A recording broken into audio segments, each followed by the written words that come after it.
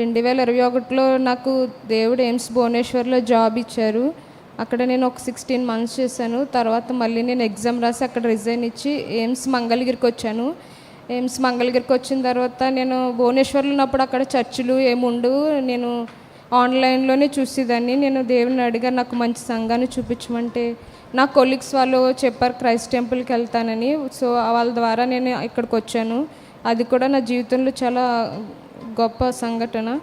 అలాగే ఈరోజు ఇంత ధైర్యంగా నేను సాక్ష్యం చెప్పడానికి కారణం ఏంటంటే, నిన్న నేను డ్యూటీకి వెళ్తున్నప్పుడు కొంచెం స్పీడ్గా అంటే టైం అయిపోతుందని హడావిడిగా వెళ్ళాను. ఇంకా నా బండి దగ్గర హెల్మెట్ ఉంది. ఆ ముందు రోజే నేను అక్కడ వదిలేసాను. హెల్మెట్ పెట్టుకుని వెళ్ళిపోతే కరెక్ట్గా రైల్వే ట్రాక్ దగ్గర నేను పడిపోయాను. స్కిడ్ అయ్యి చాలా స్పీడ్గా కొంచెం వెళ్ళినందుకు అక్కడ స్టోన్స్ అన్నీ ఉన్నాయి. బాగా దెబ్బలు తగిలినాయి నాకు, లైక్ చిన్న చిన్న దెబ్బలు అవన్నీ తగిలినాయి.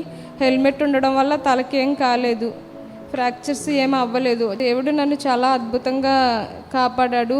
ఈ 3 సంవత్సరాల్లో నేను చాలాసార్లు అనుకున్నాను చాలా సాక్ష్యాలు చెప్పాలని, నాకు అవ్వలేదు. దేవుడు నా జీవితంలో చేసిన గొప్ప కార్యాలను బట్టి దేవునికి కృతజ్ఞత స్థుతులు.